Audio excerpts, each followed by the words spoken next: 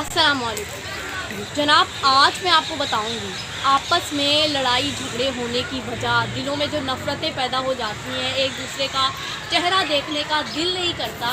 तो ऐसा क्यों होता है? आपस में दिलों में नफ़रतें क्यों पैदा होती हैं?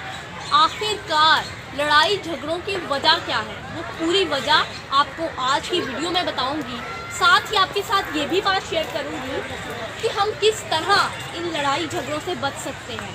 ये नफ़रतें जो आपस में पैदा हो जाती हैं, इनसे निजात किस तरह हासिल की जाए, पूरा नुस्खा, पूरा मेथड आज की वीडियो में आपको मिलेगा।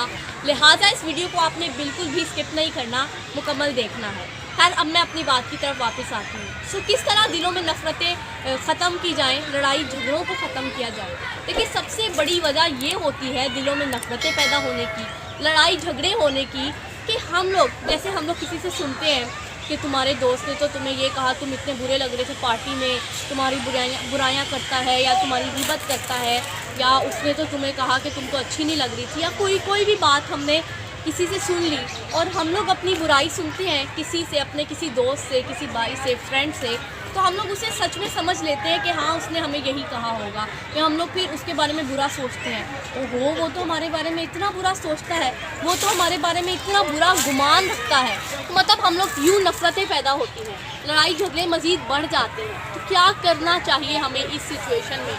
हमें ये करना चाहिए कि जिसके बारे में हम कोई बात सुनते हैं ना कि उसने हमारे लिए बुरा किया, उसने हमारे बारे में कोई बुरी बात की, तो बेहतर ये है कि हम उससे बात कर लें, आमने सामने बैठ के बात क्लियर कर लें कि क्या आपने ऐसा कहा था, क्या आपने मेरे बारे में बुरा गुमान रखा था, क्या आपने मुझे नुकसान पहुंचाया था, तो वो सच मैंने सुना था आपके बारे में। ऐन मुमकिन है कि उस शख्स ने ऐसा ना कहा हो जैसा आपने सुना हो, उसने ऐसा ना किया हो जैसा आपने गुमान रखा हो, नेगेटिव सोचा हो।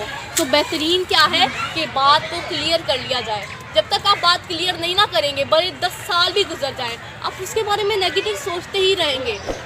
थोड़ा सा टाइम लगता है बात क्लियर करने में, तो बात क्लियर कर लेंगे ना, नफ़रतें नहीं पैदा होंगी, बुराइयां नहीं पैदा होंगी, एक आपको नुकसान नहीं होगा, ना ही लड़ाइयाँ होंगी। तो ये था एक नुस्खा लड़ाई झगड़ों को, नफ़रतों को आपस में ख़त्म करने का। आप इस वीडियो को व्हाट्सएप पर कम से कम अपने 10 फ्रेंड्स तक ज़रूर शेयर करें, ताकि जो लोग किसी के बारे में बुरा गुमान रखते हैं, लड़ाइयाँ हो रही हैं, झगड़े हो रहे हैं, उन्हें ख़त्म किया जा सके। अल्लाह हम सबको हमेशा शुक्र अदा करने की तौफीक अता करे और हम सबका खात्मा ईमान पर फरमाए। आमीन।